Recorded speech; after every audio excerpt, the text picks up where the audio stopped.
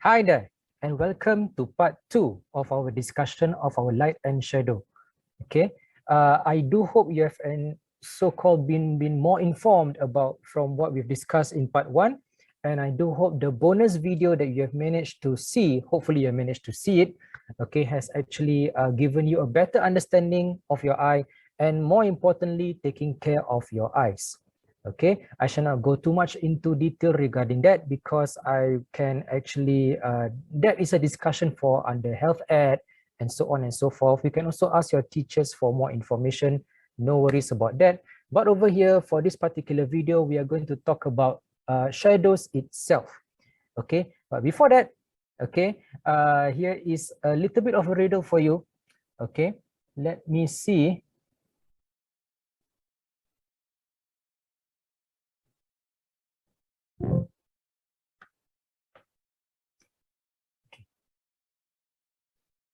All right.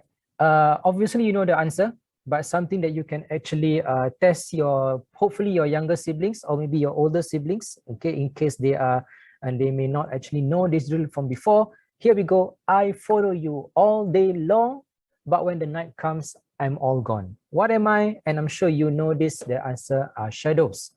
Okay, right.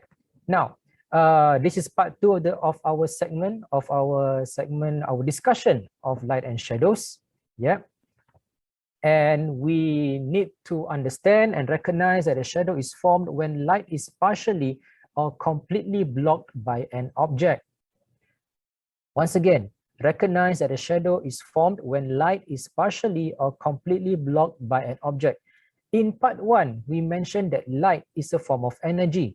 And just like other forms of energy, okay, we know that it can be absorbed, it can be reflected, yeah, and this happens when it encounters a certain form of matter, okay, and that is where shadow is formed, okay. And for this particular topic, we need to relate that the shapes and sizes of the shadows to the positions of the object and the light. So there are basically more or less about three components here, which I will talk more about it, okay, in the videos that I'm going to show it to you, right? But what is most important is for us to ponder these questions a little bit, okay, as we go through this particular segment. What happens when light cannot pass through an object, and what affects the size of the shadow form? Okay, this will form the framework of our discussion for this topic of light and shadow. Okay, very, very, very important. If there is only one property of light that you remember, which affects everything else, basically light travels in straight lines. And that is the golden rule. Light travels in straight lines. Because of that, it can be reflected, okay, it can be diffracted, okay, and it can be absorbed and blocked by opaque objects, and thus shadows can be formed. Okay, and in the next short section, okay, I will show you how we have come to realize that light travels in straight lines. Here we go.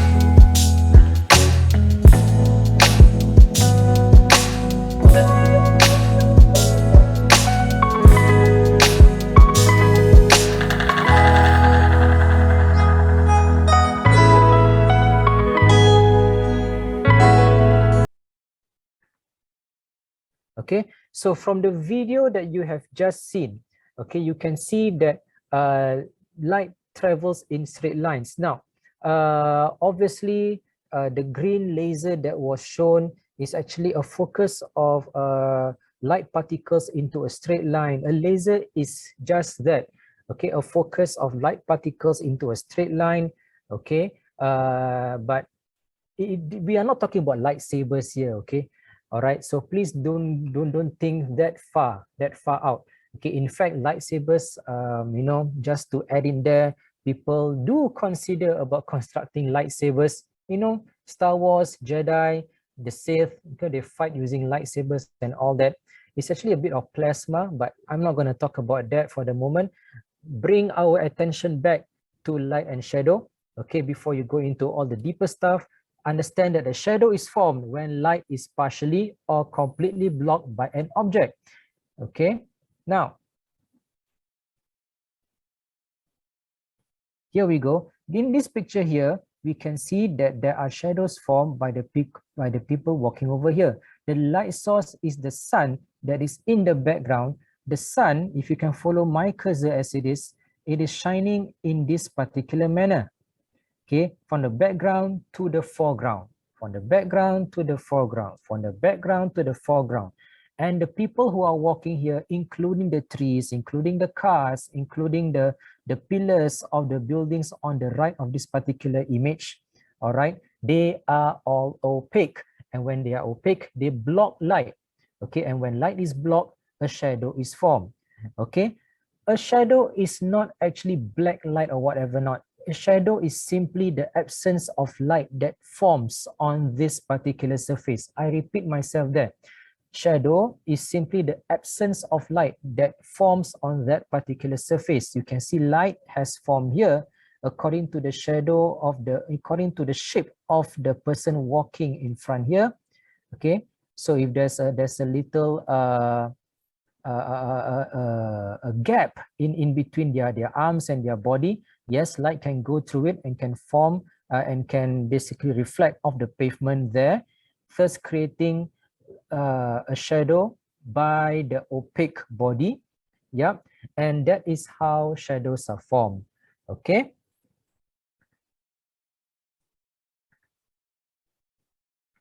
Now, you can see this from these two images over here.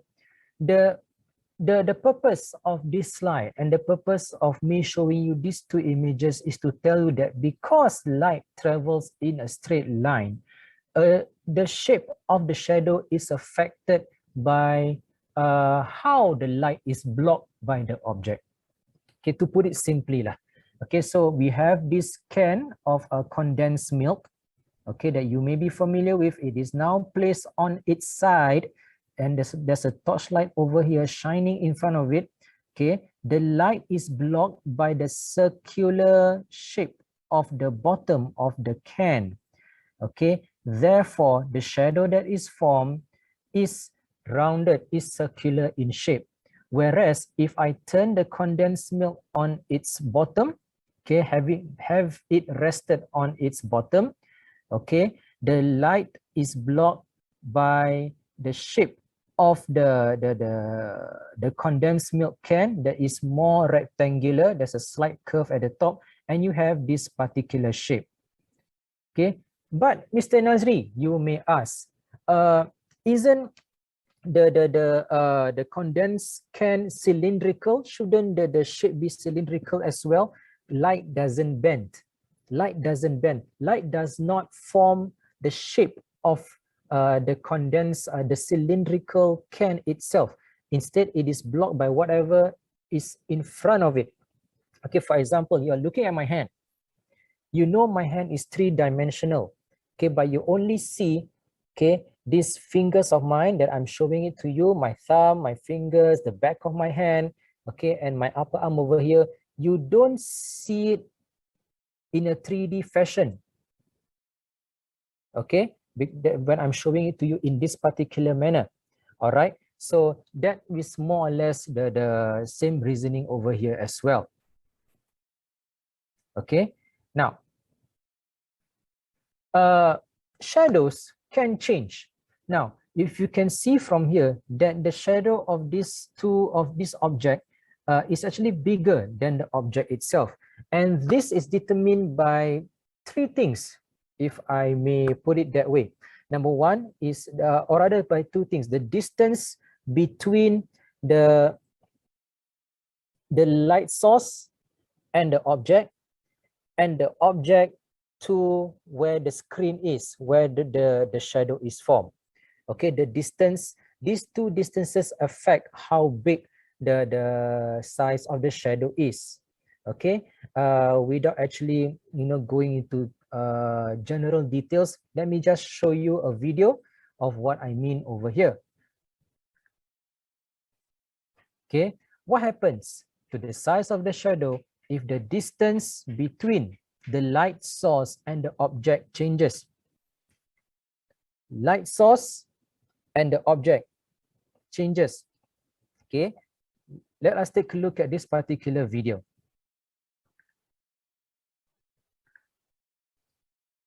When the light source is moved closer to the object, the shadow of the object becomes bigger.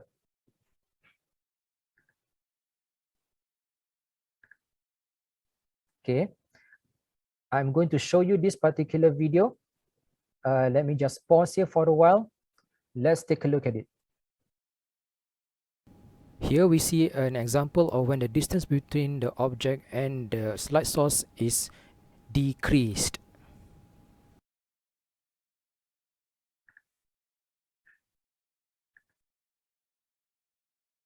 Alternatively, ladies and gentlemen, when the light source is moved further from the object, the shadow of the object becomes smaller. This is shown by this particular video. Here we see an example of when the distance between the light source and the object is increased.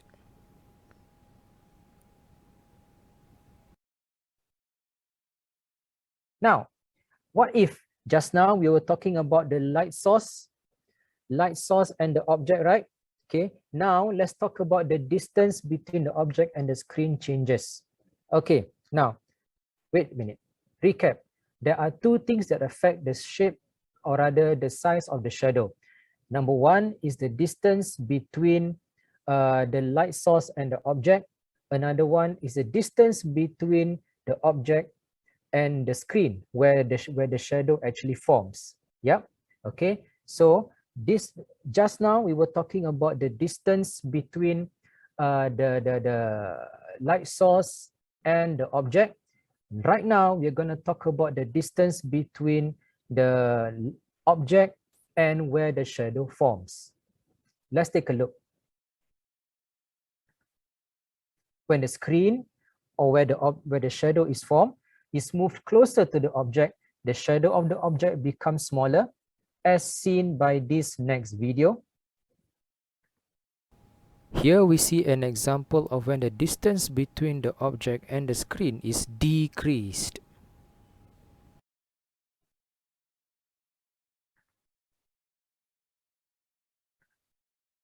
And when the screen is moved further from the object, the shadow of the object becomes bigger, as seen in this video.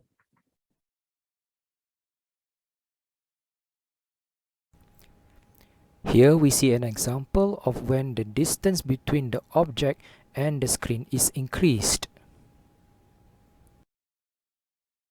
All right, a bit of a recap. I know you may feel a little bit confused, but always remember there's always a distance. There are two things here. Number one is the distance between where the screen, where the shadow forms and the object, and where the object and the light source is. So these two distances, once they are affected, the shadow of the object changes in size. Let's recap. As the distance between the light source and the object, what? The shadow form will be bigger. As the distance between the object and the screen, what? The shadow form will be bigger. Can you fill out the blanks? Can you tell me what they are? What the answers are? Here we go. Okay, as the light source and the object, the distance between the light source and the object decreases, the shadow form will be bigger. Okay, moving the light source closer to the object, And as the distance between the object and the screen increases, the shadow form will be bigger, or moving the screen further from the object. Okay, last section. What possible shadows can be formed when a torch is shown on a metal cup as shown below? Draw at least 2 possible shadows. Now, ladies and gentlemen, if I were to go back to this, you can see that 1 can of condensed milk can form 2 kinds of shadows. One is circular and one is more rectangular with a curve on top. Okay, more towards being rectangular. So depending on how the object is placed, okay, different shapes can be formed.